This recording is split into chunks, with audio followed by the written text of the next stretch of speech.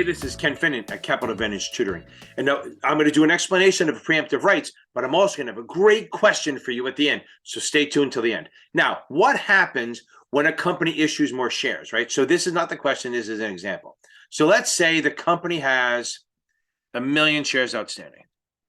You have 1 million shares outstanding and you own 100,000 shares. So can we agree that you're a 10% owner, right? So you're a 10% owner. You're a 10% owner. Great, that's awesome. But what if they decide to say, you know what? They're going to issue another 500,000 shares. That means that there's now 1.5 million shares outstanding. Okay, so if they issue another 500,000 shares, there's now 1.5 million outstanding, and you're still a 100,000 share owner. Your and I gotta do the math here. Your percentage actually goes from 10% to 6.6%, which would suck. You become a control person. Now you're not anymore. So you get diluted, kind of like what Zuckerberg did to his best friend. Okay, just diluted. But what they do is they have a thing called a preemptive right, where they do a rights offering. They're going to allow you, they're going to offer you these rights. Now, these rights give you the ability to buy more shares at a discount to keep your percentage ownership. It's not to increase it. There are ways to increase it, but it's to keep your percentage ownership, not to increase it. Okay, so that's what we're doing here. So we're going to offer you the ability to buy new shares at a discount. So let's say we issue the new shares at like $30.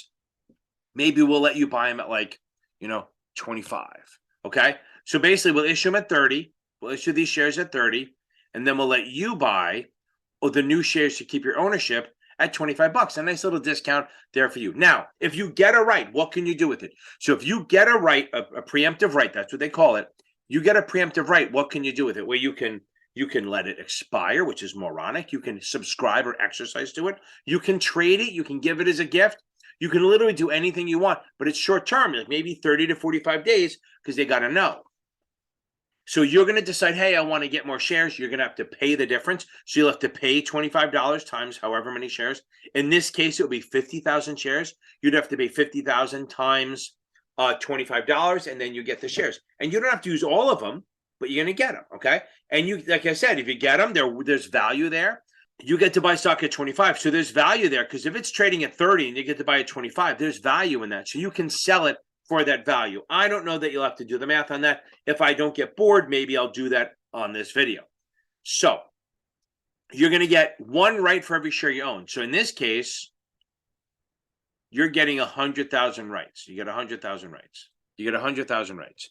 That does not mean you get to buy 100,000 shares, because you have to figure out how many shares you have to hand in to get a new right, because that's the rule. You may have to hand in 1, 2, 3, 4, 5, 10, 20 shares to get a new right. And we can figure that out. Just two ways to do it. One, you can do 1 million divided by 500,000, and that gives you 2.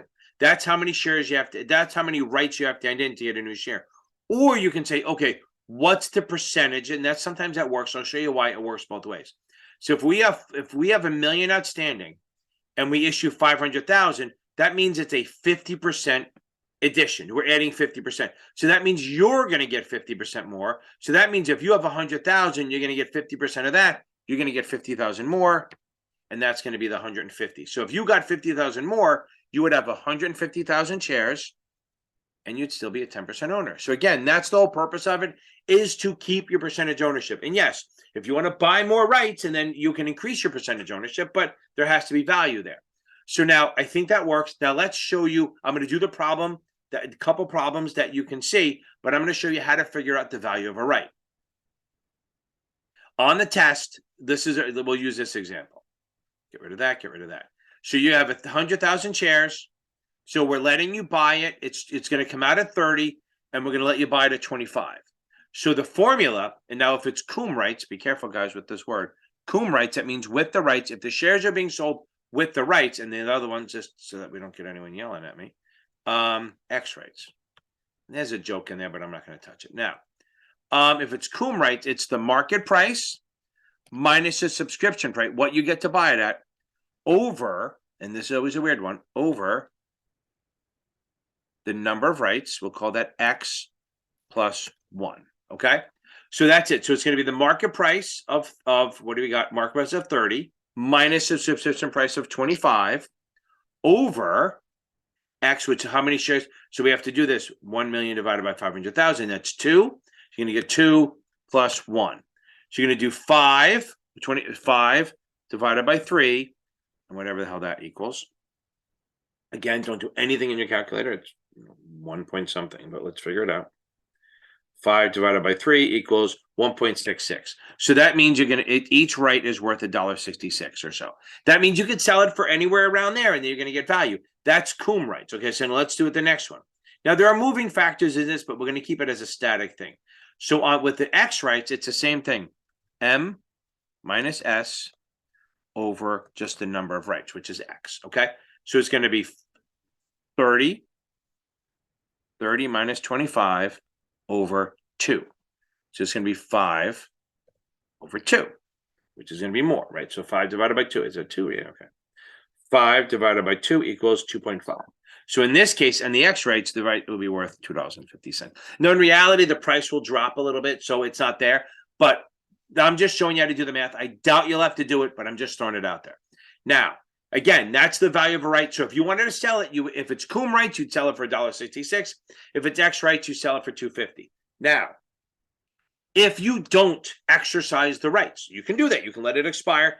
Not if it's for a custodian account. Remember, if it's for a custodian account, okay, if it's for a custodian account, you have to either exercise it or sell it. You have to do something because there's value there. And if you're managing the account in a fiduciary responsibility capacity, you have to make sure that you do what's right for them. And letting it expire is moronic.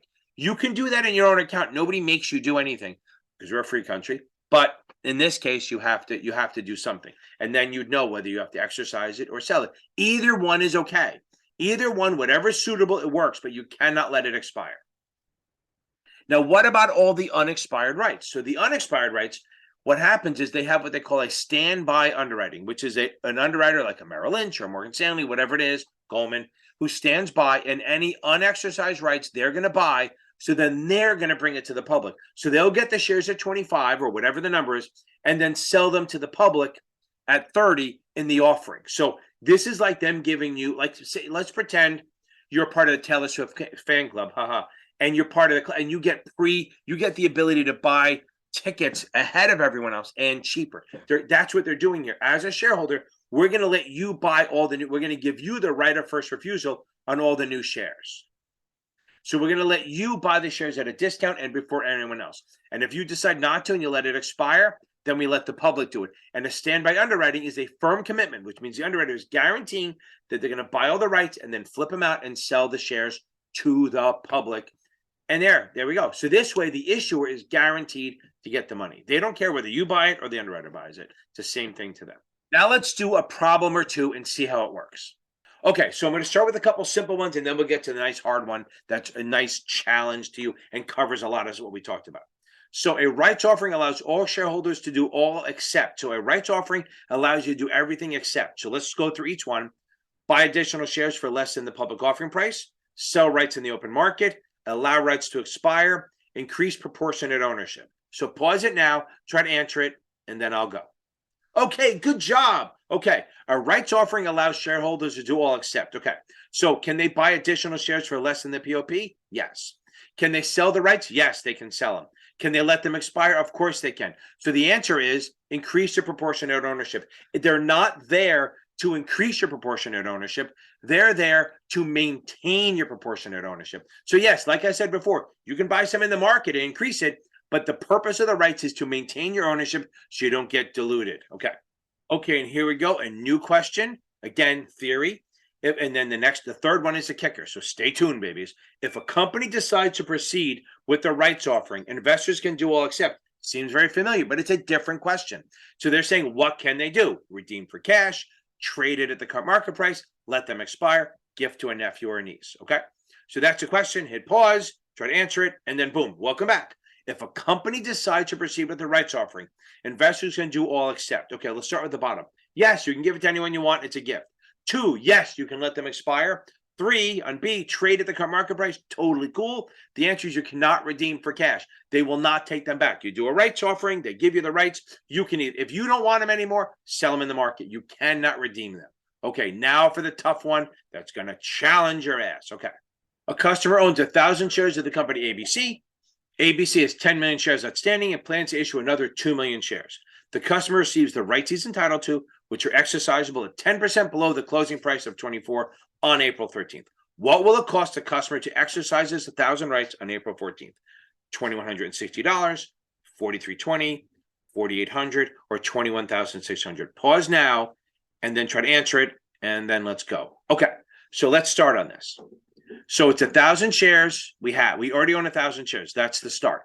ABC has 10 million shares and they issue another 2 million. So we have to figure out how many new shares we're going to be able to get. So we have two ways to do it. One, you can just do 10 million divided by 2 million, what we had versus what we're issuing. That gives us 5. Then we do 1,000 divided by 5. Okay. We do 1,000 divided by 5 because that's how many we have. And that's going to give you 200. That's fine. That's one way to do it. The other way to look at it, same answer. We have 10 million shares outstanding already. We issue another 2 million. That's 20% more shares, which means we're going to get 20% more shares. We own 1,000. We're going to get 20% more. That's 200 more shares. Boom, 200 more shares. Now, that's one part of it. The second part of it is, what price are we going to pay? Well, it's 10% below the closing price of 24. So 10% below 24, well, 10% of 24 is $2.40. So 24 minus $2.40 is $21.60. That's the price we're going to pay. And we're going to get 200 shares at $21.60. So 200 times $21.60 would be $4,320. Boom, $4,320. So that's how we get this. This is a hard question. You definitely could see some version of that on the test somewhere. So this covers everything we did. That shows you how to figure out how many rights we get, what the price we get, all that stuff. Thank you very much. And I'll see you on Tuesday and Thursday nights.